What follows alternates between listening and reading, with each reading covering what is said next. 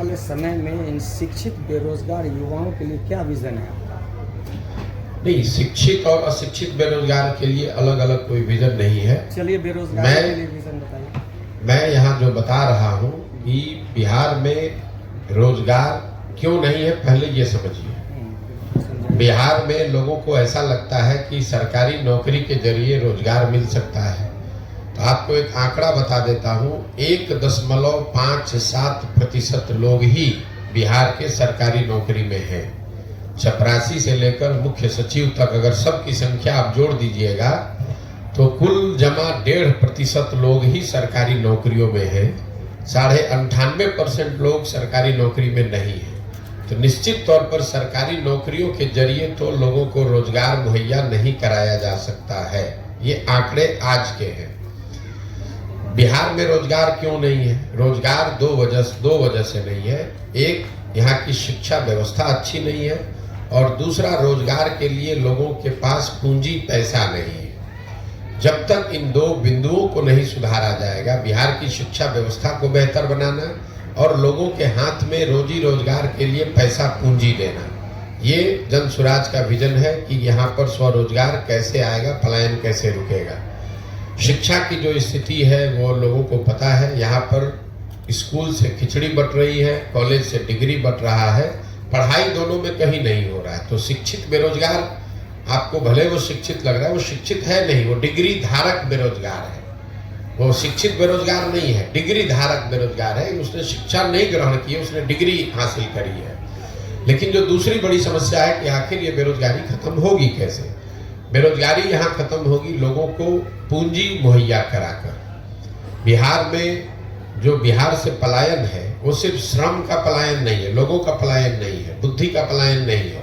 एक बहुत बड़ा पलायन यहाँ से पूंजी का पलायन है, जिसकी चर्चा यहाँ लोग करते नहीं है, जिनकी समझ ज्यादा है नहीं लोगों को। पूंजी जो है वो रोजगार का सबसे बड़ा जरिया है। अगर मान लीजिए कि आपको बाल काटने आता है, अगर आपके पास 10, 20, 50 हजार रुपए हो और बैंक से आपको 1 लाख रुपया कर्ज मिल जाए, तो आप एक सैलून खोल लेंगे, उसमें 3, 4, 5 लोगों को नौकरी रोजगार दे देंगे। लेकिन अगर वो पैसा पूंजी आपके पास न हो तो बाल काटने आने के बावजूद जाकर किसी सैलून में आप नौकरी करेंगे, मजदूरी करेंगे। तो बिहार में पूंजी क्यों नहीं है? पूंजी के 2 स्रोत है, इसको पहले ध्यान से समझिए। पूंजी 2 तरीके से लोगों को मिलता है। एक, जो पैसा आप कमाते हैं, कमाने के बाद जो खर्च के बाद पैसा बचता है वही आपका मूलधन हुआ, पूंजी हुई। अगर आप 100 रुपया कमाए, 80 रुपया खर्च हुआ, 20 रुपया बचा, वही आपका पूंजी है। तो एक पूंजी का जरिया है बचत, दूसरा पूंजी का जरिया है बैंकों से मिलने वाला कर्ज। अगर आपके पास 20 रुपया बचा हुआ है, बैंक वाले आपको 50 रुपये कर्ज देंगे तो 70 रुपये का आप काम कर पाइएगा। तो बिहार में बचत इसलिए नहीं है कि यहाँ प्रति व्यक्ति आय है 35,000 रुपया।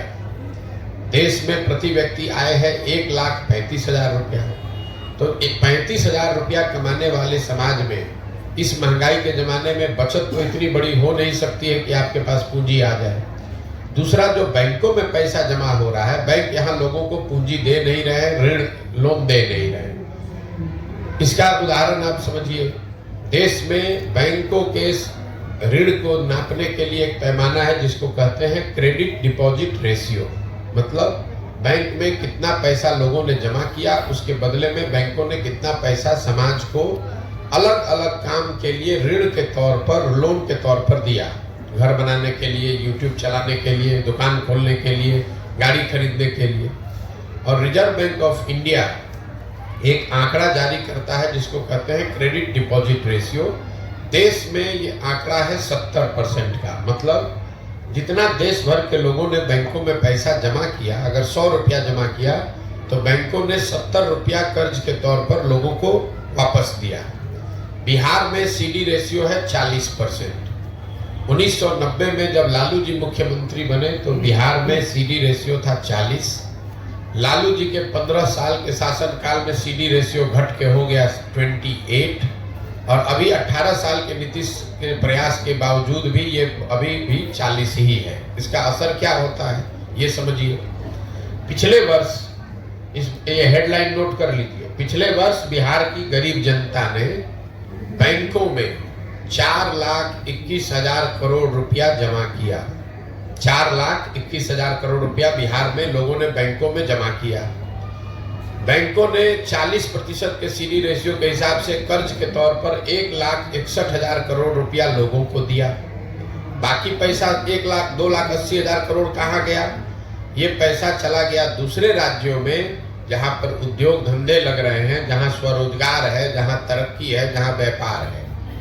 1990 से लेकर पिछले वित्तीय वर्ष में कुल जमा 1990 से अगर आप जोड़ेंगे 32 साल में बिहार के बैंकों ने 26,20,000 करोड़ रुपया, बिहार के लोगों का रुपया, ये बाहर के उद्योगपति का पैसा नहीं है, ये सरकार का बजट का पैसा नहीं है, बिहार के लोगों के बचत की हुई राशि 26,20,000 करोड़ रुपया बैंकों ने यहां से ट्रांसफर कर दिया दूसरे राज्यों में जहां पर तरक्की है, व्यापार है, रोजगार है।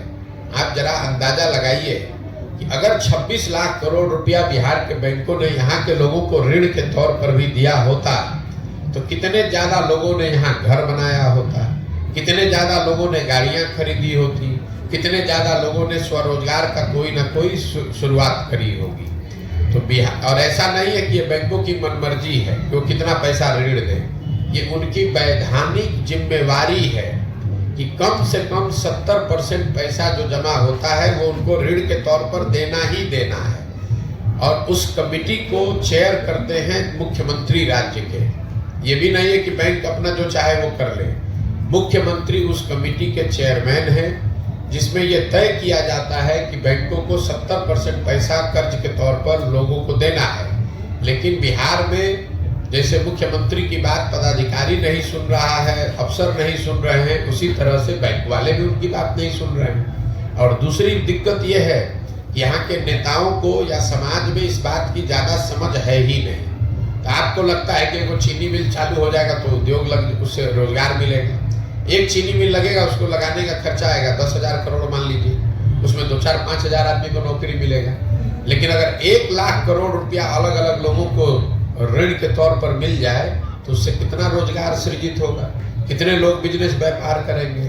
तो जन सुराज का विजन ये है कि यहाँ पर शिक्षा को रोजगार पाने वाला बनाया जाए, लोगों को डिग्री नहीं बांटा जाए, लोगों को शिक्षित किया जाए और फिर उनको पूंजी मुहैया कराया जाए बैंकों के जरिए, ताकि लोग अपने क्षमता के अनुसार, अपनी इच्छा के अनुसार कुछ न कुछ रोजगार कर सके। उससे उनकी आर्थिक तरक्की होगी और उसी से बिहार का विकास होगा। जब तक शिक्षा और पूंजी ये 2 चीज मुहैया नहीं होगी तब तक सरकार के किसी भी प्रयास से बिहार में गरीबी खत्म नहीं हो सकती है।